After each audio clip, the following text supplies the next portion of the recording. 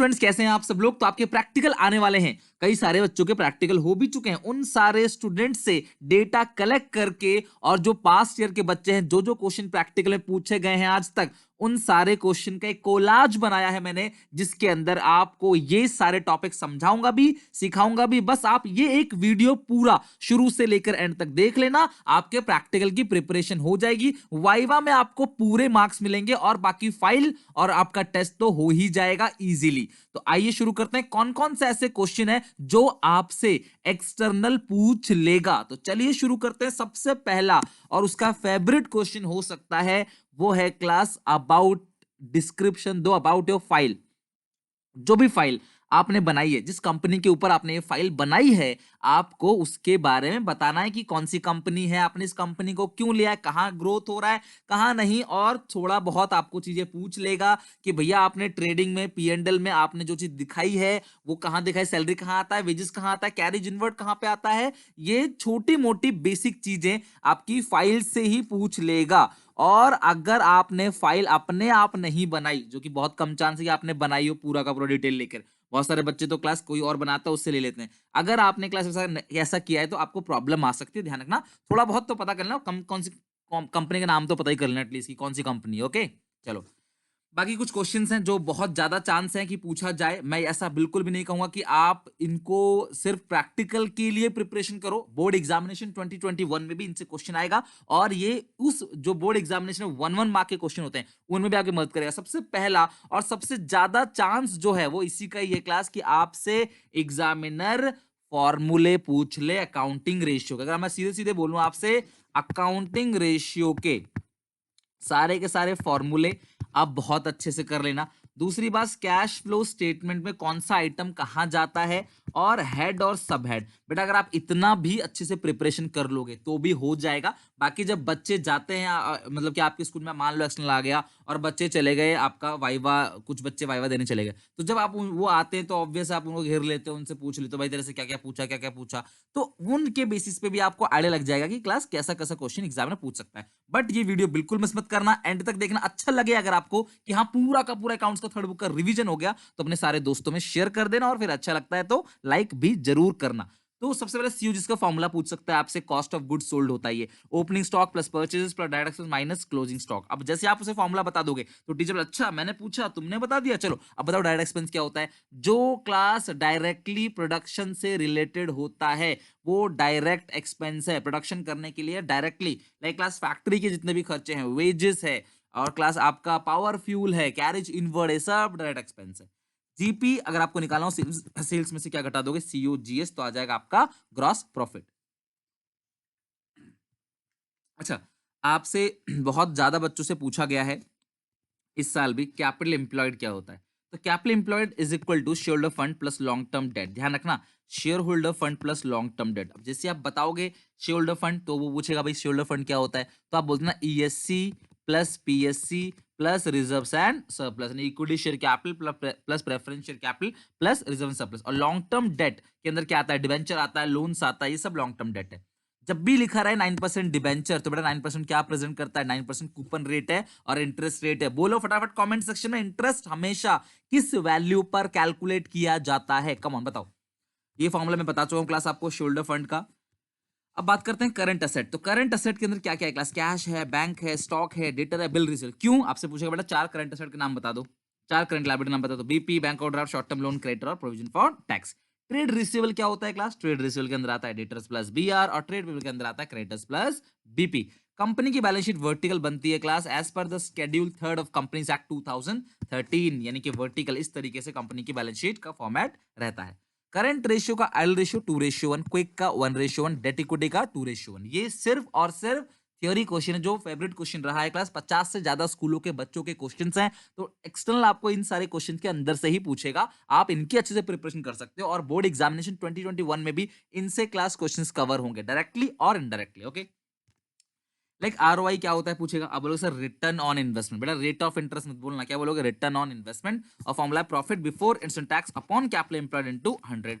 तो profit before interest tax upon capital employed into 100, ये होता है आरओआई का फॉर्मूला। आरओआई को रिटर्न ऑन इन्वेस्टमेंट या फिर रिटर्न ऑन कैपिटल एम्प्लॉयड भी कहते हैं। क्विक रेशियो का फॉर्मूला क्या होता है class, quick asset upon current liability. Sir quick asset क्या होता है, करंट एसेट में से जब मैं स्टॉक को घटा दूंगा, जब मैं प्रीपेड एक्सपेंस को घटा दूंगा, तो ये क्या आ जाएगा क्लास आपका quick asset. Okay, I hope कि आपका रिवीजन हो रहा होगा। वीडियो को लाइक कर देना क्लास, अगर आपका अच्छे से रिवीजन हो रहा है सारे दोस्तों को शेयर कर दो, बोलो ये सारे क्वेश्चंस हैं, इनकी प्रिपरेशन कर लो और क्लास आराम से आपका अच्छा स्कोर हो जाएगा, प्लस कंप्लीट रिवीजन भी हो जाएगा। बेटा डिविडेंड पेड हमेशा कौन सी एक्टिविटी का पार्ट होता है? फाइनेंसिंग एक्टिविटी, चाहे वो ऑपरेटिंग, चाहे वो क्लास कैसी भी कंपनी हो, चाहे वो फाइनेंशियल कंपनी हो, चाहे वो नॉन फाइनेंशियल कंपनी हो, डिविडेंड पेड तो हमेशा और हमेशा फाइनेंसिंग एक्टिविटी का ही पार्ट बनेगा। गुडविल की ट्रीटमेंट क्या होती है? कैश फ्लो में राइट ऑफ हो रहा है तो ऑपरेटिंग में प्लस होगा, और क्लास परचेज हो रहा है तो इन्वेस्टिंग से माइनस होगा। और डिविडेंड पेड आपने ध्यान रखना है क्लास, वही same to same treatment, operating में प्लस और फाइनेंसिंग से माइनस, जैसा कि क्लास आपका इंटरेस्ट पेड का भी होता है। पैसा बैंक में जमा करो चाहे पैसा बैंक से निकालो, तो बताओ कौन सा फ्लो होगा? बेटा नो फ्लो। कैश फ्लो की थ्योरी में पढ़ा रखा है मैंने आपको, पैसा बैंक में जमा करो चाहे बैंक से निकालो, कोई भी फ्लो इसके अंदर नहीं होगा। फाइनेंशियल स्टेटमेंट को इनकम स्टेटमेंट भी कहते हैं क्लास। फाइनेंशियल स्टेटमेंट जो है उसके अंदर इनकम स्टेटमेंट आता है, बैलेंस शीट आता है, नोट्स अकाउंट आता है और कैश फ्लो स्टेटमेंट आता है। कौन से अकाउंटिंग स्टैंडर्ड के अकॉर्डिंग कैश फ्लो स्टेटमेंट बनता है? तो वो कौन सा अकाउंटिंग स्टैंडर्ड? Accounting standard 3। देखो थ्योरी क्वेश्चन है, कोई रिटन फॉर्मेट नहीं है कि यही क्वेश्चन वो पूछेगा आपसे, कंप्लीट पूछ सकता है सिलेबस से रिगार्डिंग। वैसे तो उसे फाइल से पूछना चाहिए, लेकिन वो आपसे आपकी थर्ड बुक से पूछेगा। कई बार टीचर आप आंसर नहीं दे पाते, टीचर आपसे खुद ही कहता है बेटा तुमको क्या आता है बता दो, तो आप कहते सर मुझे फर्स्ट बुक से आता है, सेकंड बुक से आता है, चैप्टर आता है, तो उसकी रिगार्डिंग भी वो पूछ सकता है, जो मैं एंड में आपको बताऊंगा। अच्छा, इंटरेस्ट ऑन इन्वेस्टमेंट किस एक्टिविटी का पार्ट है? इन्वेस्टिंग। और इंटरेस्ट ऑन लोन किस एक्टिविटी का पार्ट है? बताओ class. Interest on loan financing activity, तो ये ऑपरेटिंग में माइनस होगा और इन्वेस्टिंग में क्या होगा? प्लस होगा। बेटा मुझे जरा फटाफट सब लोग जल्दी से कमेंट सेक्शन में बैंक ओवरड्राफ्ट का ट्रीटमेंट बताओ क्लास। कैश फ्लो स्टेटमेंट में बैंक ओवरड्राफ्ट कहाँ जाता है, कौन सी एक्टिविटी का पार्ट है, ये भी पूछा सकता है। करंट रेशियो का क्या है class? C upon C L. Loose tool का मेन हेड क्या है? बेटा हेड सब हेड से भी क्वेश्चन पूछा सकता है। टेलीग्राम पे मैंने ऑलरेडी हेड सब हेड का पेज आपको शेयर कर दिया है, उसे याद कर लो। बोर्ड एग्जामिनेशन में 4 नंबर तक का पूछा जा सकता है, बाकी क्लास एक्सटर्नल भी पूछ सकता है आपसे। तो हेड और सब हेड में क्लास जो मेन हेड है वो है क्लास क्या? Current asset. और जो सब हेड है वो क्या है? इन्वेंट्री। डेट कलेक्शन पीरियड क्या होता है? 1 upon trade result turnover ratio into 12 months. अगर आप मंथ्स में आंसर चाहते हो, डेज में चाहते हो तो 365 डेज। सर कलेक्शन पीरियड क्या होता है? जितने जितने टाइम में आपने जिनको उधार दिया उनसे आप पैसा कलेक्ट करोगे। 3 महीने का मौका दिया उनको, भाई 3 महीने में कलेक्शन हो जाएगी, 3 महीने में पैसे दे देना, that is debt collection period. उसी तरीके से क्लास जो जो डेट पेमेंट पीरियड भी होता है, जहां पे ट्रेड रिसीवेबल की जगह ट्रेड पेबल टर्नओवर रेशियो आता है। ओके। अच्छा, ऑपरेटिंग एक्सपेंस क्या होते हैं class? Office and administration, depreciation और सेलिंग एंड डिस्ट्रीब्यूशन, इन तीनों को कहते हैं क्लास ऑपरेटिंग एक्सपेंस। आईटीआर का फॉर्मूला क्या? इन्वेंटरी टर्नओवर रेशियो बेटा सीओजीएस अपॉन एवरेज इन्वेंटरी। इसका आंसर किसमें आता है? टाइम्स में। एनपी रेशियो भाई GP ratio GP upon net cell into 100, NP ratio NP upon net cell into 100, समझ रहे हो? तो बिल्कुल सिंपल तरीके से आप प्रॉफिटेबिलिटी रेशियो निकाल सकते हो, जिनका आंसर किसमें आता है क्लास? परसेंटेज में। Very good. नेट प्रॉफिट का फॉर्मूला क्या है बेटा? जब मैं जीपी में से सारे खर्चे माइनस करूंगा, सारी कमाई चाहे ऑपरेटिंग हो चाहे नॉन ऑपरेटिंग हो, रेगुलर नेचर का इनकम होता है तो ऑपरेटिंग इनकम, इरेगुलर नेचर का इनकम है, इंसिडेंटल है, कभी कभी होने वाला है, ये हमारा ऑपरेशन नहीं है फिर भी इनकम मिल गया, तो उसको बोलते हैं क्लास आप non operating income. Operating profit किसे कहते हैं? जब मैं नेट प्रॉफिट में एक्सपेंस को ऐड करूंगा, वो जो कि नॉन ऑपरेटिंग है, जो कि पहले घट गया था, और इनकम को लेस करेंगे जो कि पहले ऐड था, नॉन ऑपरेटिंग इनकम, उसे क्लास हम लेस कर देंगे तो हमारे पास जो आएगा वो ऑपरेटिंग प्रॉफिट आएगा। ओके, तो ऑपरेटिंग रेशियो का फॉर्मूला क्या है? Operating cost upon net cell into 100। अच्छा, ऑपरेटिंग कॉस्ट का फॉर्मूला क्या होता है? सीओजीएस प्लस ऑपरेटिंग एक्सपेंस, और ऑपरेटिंग एक्सपेंस तो मैं ऊपर बता ही चुका हूं। तो ऑपरेटिंग रेशियो और ऑपरेटिंग प्रॉफिट रेशियो दोनों को मिलाकर हमेशा ध्यान रखना 100% होता है। अगर एक 30% है तो दूसरा 70% होगा, एक 80% है दूसरा 20% होगा। ओके, नेक्स्ट है वर्किंग कैपिटल। बड़ा वर्किंग कैपिटल का फॉर्मूला क्या है class? CA minus CA CL. Current asset में से करंट लायबिलिटी घटा देंगे तो हमारे पास आ जाएगा वर्किंग कैपिटल। प्रोप्राइटरी रेशियो का फॉर्मूला क्या है क्लास? प्रोप्राइटरी रेशियो का फॉर्मूला है प्रोप्राइटर्स फंड यानी share holder fund upon total asset. Okay, dividend और प्रपोज डिविडेंड, ठीक है, ध्यान रखना class, as per accounting standard 4 इसको क्लास जो है वो कंटिंजेंट लायबिलिटी की तरह ट्रीट करते हैं, जिसको फुट नोट के अंदर दिखाते हैं, यानी कि एडिशनल में दिखाया जाएगा। कभी भी ये चीज बैलेंस शीट के अंदर आपको नहीं मिलेगा। और इसका ट्रीटमेंट की बात करें, प्रीवियस ईयर का ही ऑपरेटिंग में प्लस होगा और प्रीवियस ईयर का ही फाइनेंसिंग से माइनस होगा। Contingent event occurring after balance sheet date, contingency and event occurring after balance sheet date, वो AS4 है, AS3 कैश फ्लो है, AS2 इन्वेंट्री वैल्यूएशन है, AS1 बेसिक फंडामेंटल जम्पशन है। बट खैर AS तो आपको नहीं पूछेगा। तो इन सब क्वेश्चनों को अच्छे से कॉपी पे लिख लिख के याद कर लो बेटा, सिर्फ प्रैक्टिकल के लिए नहीं, ये कंप्लीट नॉलेज है थर्ड बुक की जो आपको होना चाहिए, जो आपके 20 नंबर का जो पेपर आता है बोर्ड एग्जामिनेशन में, उनमें भी आपकी बहुत मदद करेगा। क्लियर है? रिजर्व एंड सरप्लस के अंदर 3 या 4 आइटम बता दो कौन कौन से होते हैं, एसपीआर, जीआर, सीआर या प्रॉफिट और लॉस। प्रॉफिट प्लस में होता है और लॉस क्या होता है, माइनस। सीआर क्या होता है, कैपिटल रिजर्व। इसके अलावा डीआरआर भी होता है, debenture redemption reserve, capital redemption reserve. इस तरीके से बहुत सारे रिजर्व होते हैं। बेटा कॉल्सन एरियर क्या होता है, जो पैसा मंगवाया लेकिन पब्लिक ने पैसा वो नहीं दिया, और वो क्लास कहाँ शो करते हैं, सब्सक्राइब शेयर कैपिटल में से माइनस करके वो शो कर सकते हैं, सब्सक्राइब शेयर कैपिटल से by way of deduction from subscribe share capital.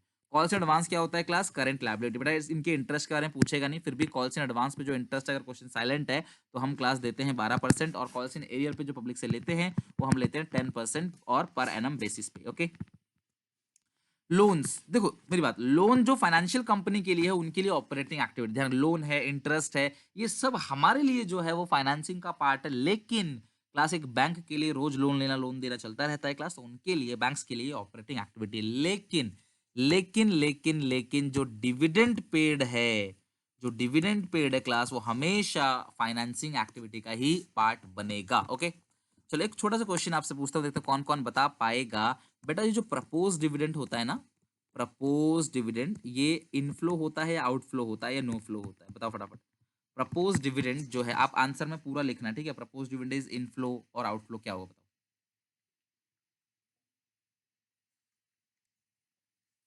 Cash flow बनाते वक्त आपने कुछ एक्स्ट्रा ऑर्डिनरी आइटम के बारे में जरूर पढ़ा होगा कहीं ना कहीं। तो बेटा वो एक्स्ट्रा ऑर्डिनरी आइटम क्या होता है क्लास, मान लो क्लास आग लग गई, अर्थक्वेक आ गया, जो नॉर्मल नेचर की चीज नहीं है, जो एक्स्ट्रा चीजें हैं, तो वो चीज क्लास क्या होता है, आपका एक्स्ट्राऑर्डिनरी आइटम है, और वो लॉस बाय अर्थक्वेक उसका एग्जांपल है।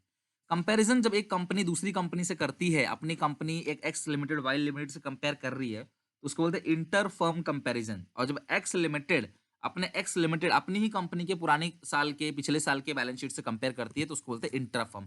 यानी कि अगर रिलायंस अपने से खुद से कंपेयर करेगा पिछले साल के स्टेटमेंट से इस साल के स्टेटमेंट्स को, तो इंट्रा। रिलायंस टाटा से कंपेयर करेगा तो इंटर। शॉर्ट में आता है एच डी।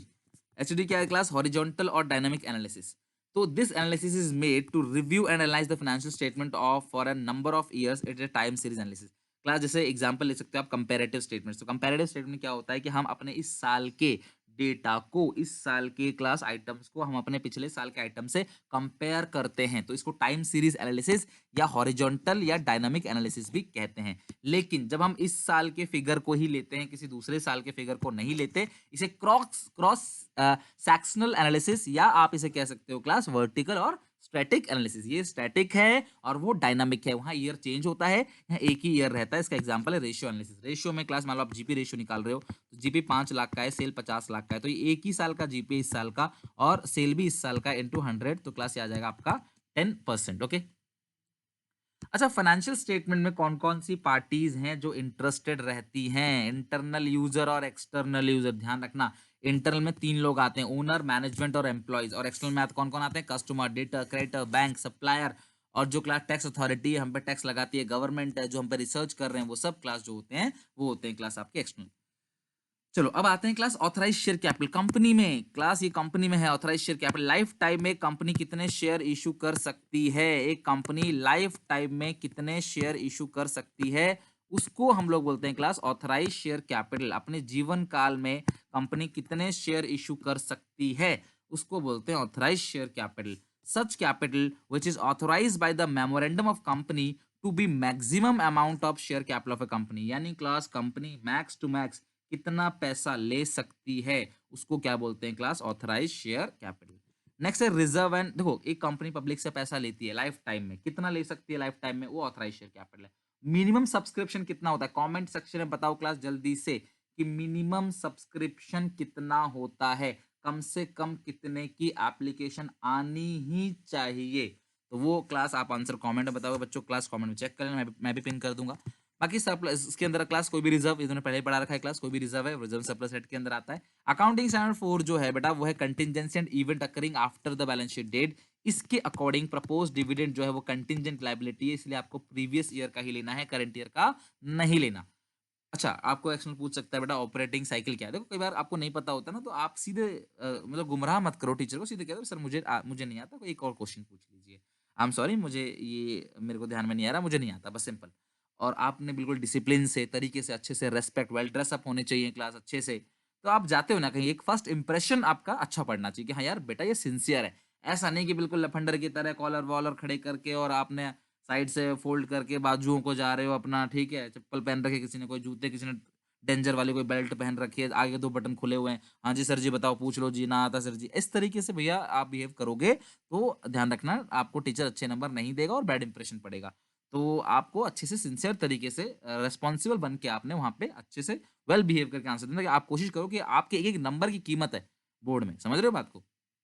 तो उसको आप बिल्कुल वेस्ट नहीं करेंगे, अच्छे से जाएँगे और कॉन्फिडेंट रहोगे। ऐसा नहीं कि इतने सारे क्वेश्चन सर आप बोल रहे हो, इतना सारा कैसे याद करेंगे? बेटा ये तो आप करना ही पड़ेगा, क्योंकि वो उसके दिमाग में क्या आएगा ये एग्ज़ैक्टली पता लगाना मुश्किल है। अगर फिर भी आपको लगता है सर बहुत ज़्यादा है तो अकाउंटिंग रेशियो पूरा याद कर लो। कैश फ्लो के अंदर कौन-कौन सी एक्टिविटीज़ आती है वो। आपके 60 डेज़ प्लेज के अंदर पूरा कैश फ्लो डन है, पूरा अकाउंटिंग रेशियो डन है। आप उनको देख लो। बोर्ड की प्रिपरेशन भी हो जाएगी और आपका प्रैक्टिकल का भी। ऑपरेटिंग साइकिल क्या होता है क्लास? जिस दिन आप रॉ मटेरियल को खरीदते हो, उसको फिनिश गुड्स में बनाते हो, बनाने के बाद बेचते हो, बेचने के बाद डेटर मिलता है, डेटर से बीआर में कन्वर्ट होता है। ये पूरा का पूरा साइकिल कहलाता है क्लास ऑपरेटिंग साइकिल, ठीक है?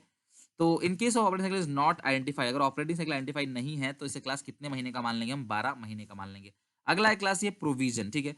It is a charge against profit made to meet the known liability but amount is not determined. Class provision वो होता है जहां पे क्लास क्या होता है क्लास, जहां पे आपको पता है कि कल को आपका नुकसान होने वाला है, लेकिन कितने का नुकसान होने वाला है ये आपको नहीं पता। ध्यान रखना क्लास, यानी लायबिलिटी बनेगी ये आपको पता है, लेकिन कितने की लायबिलिटी बनेगी एग्जैक्टली ये आपको नहीं पता।